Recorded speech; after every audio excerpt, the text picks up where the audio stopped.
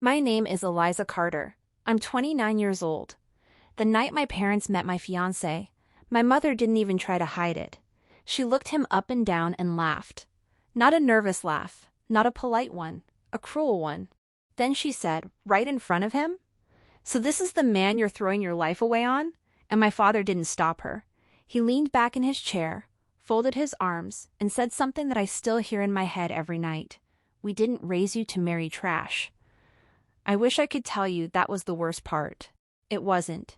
Because 2 weeks later, they didn't just insult him, they boycotted my wedding. And what happened next didn't just change my life, it went viral. But before I tell you what happened on my wedding day, if you've ever felt judged by your own family, if someone you loved was treated like they didn't belong, take a second, hit like, subscribe, and tell me in the comments, have you ever had to choose between your family and your future? Because I did, and I chose him. Let me take you back to where it really started.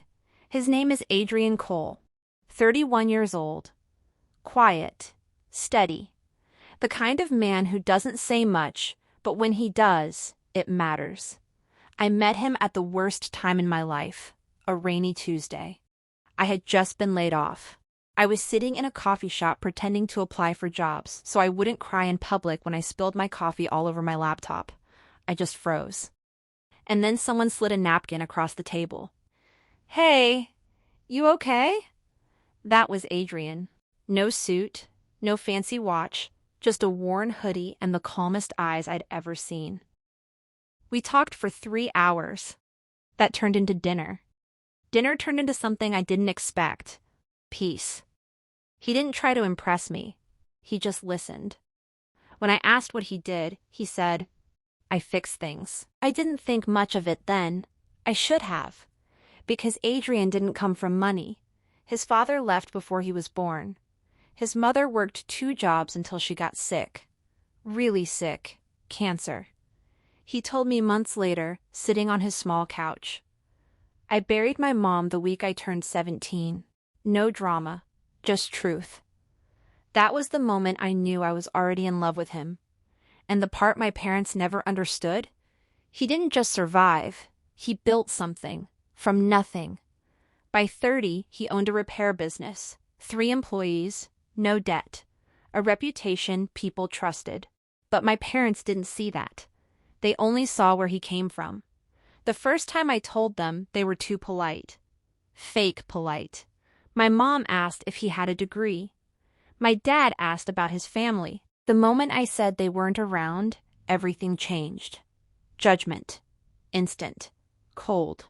Final. Still, I brought Adrian to dinner. I thought if they met him, everything would be fine. I was wrong. Dinner started normal. Then my dad asked where he studied. "Didn't go to college," Adrian said calmly.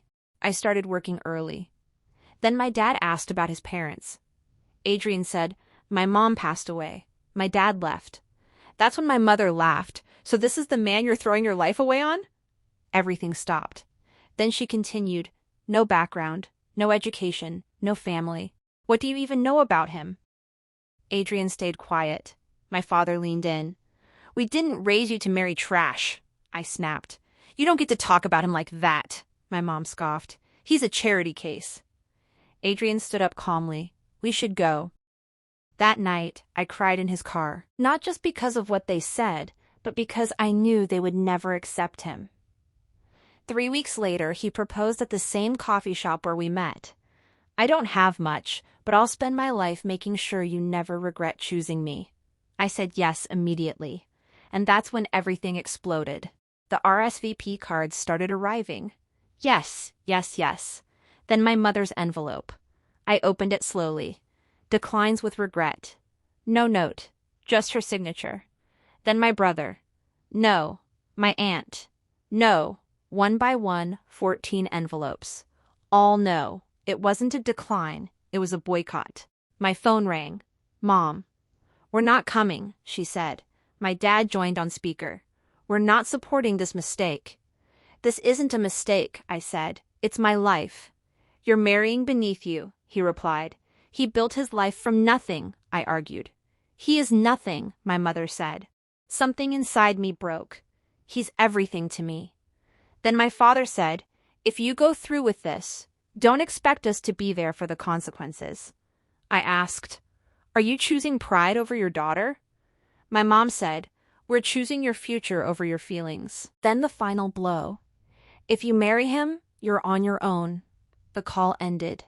No goodbye. Adrian pulled me into his arms. "Then we'll build our own family," he whispered. February turned into March.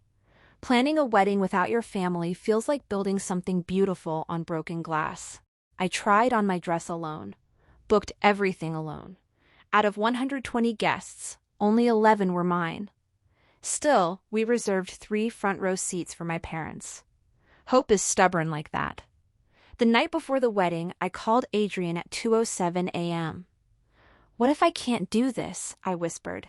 "You can," he said. "What if I break? Then I'll meet you halfway." "They're really not coming." "I know. I don't want to hate them." "You don't have to. Just love me more than you hate what they did." I didn't sleep. March 18th, my wedding day. The bridal suite was full, but something was missing. My mom. "Where's your mother?" the makeup artist asked. "She couldn't make it," I said. Too bad. By the time I put on my dress, it hit me. No one to zip it except my best friend. No one who raised me standing beside me. I looked in the mirror and didn't see a bride. I saw a girl standing alone. 1:52 p.m. I stood at the back of the aisle, heart racing, hands shaking, no one beside me. The doors opened. I walked, alone, step by step, trying not to cry. Halfway down, I looked at the front row. 3 empty seats, my parents' names still there, waiting. They weren't coming. My vision blurred. Tears fell. I kept walking, because turning back wasn't an option. And then something happened. The doors behind me opened, loud. Every head turned, even Adrian. I froze mid-step. Someone had arrived. Late. Unexpected. And whatever was about to happen next was about to change everything.